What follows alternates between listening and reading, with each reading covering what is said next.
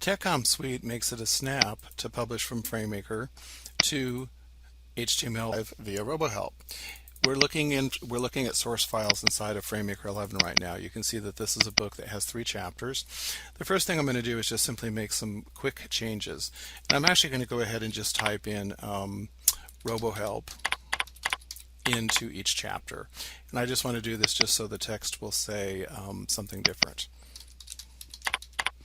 Okay, and actually I don't want quite that to go happen, so I'll take the RoboHelp study process, and then we'll also go here into the response, and this will be RoboHelp for the future.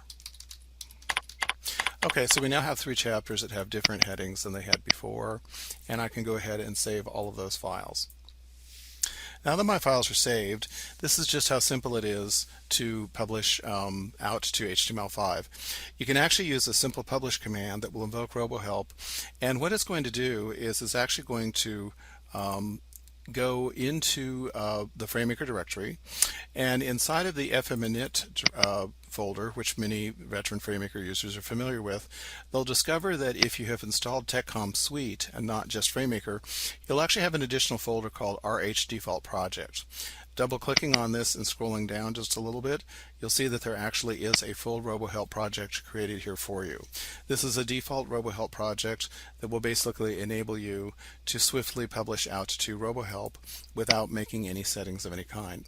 So I'm going to simply select the book and then invoke the publish command. The only thing I need to do at this point is to actually select where I'd like my output to go.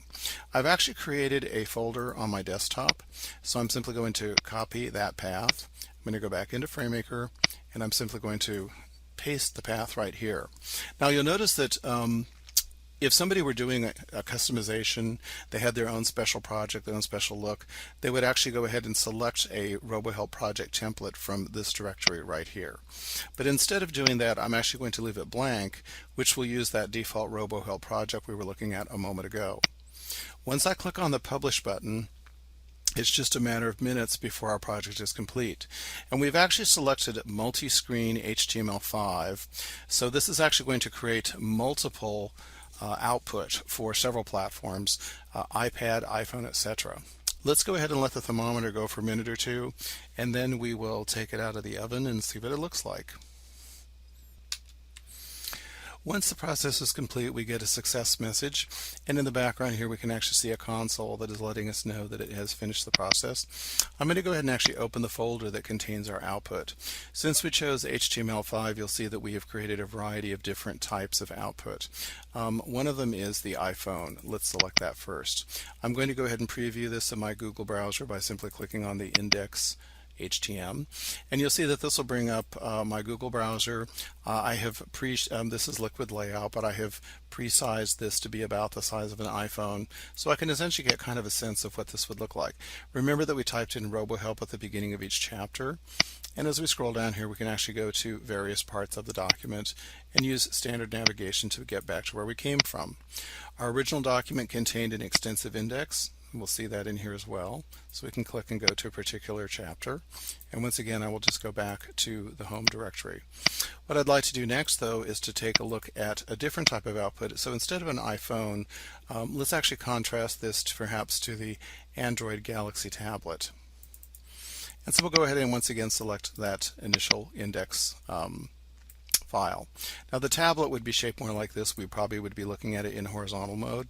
Let's go ahead and take a look at the index, and you'll see that it looks quite different.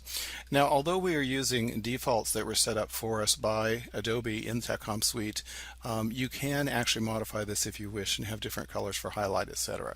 Once again, you can go to any particular location with your index just as you can with the document, and we have a different looking table of contents, although we do see here the word RoboHelp as we placed it in each of our chapters. And with that, we will go ahead and return back to the home screen, and that's all there is to it. So basically what you've just seen is just exactly how simple it is to go directly from FrameMaker to HTML5 output without doing any setup in RoboHelp at all. This is just a quick demonstration of the type of results you can get using defaults out of the box. Further demos, we will go more into detail with how you can actually customize RoboHelp yourself.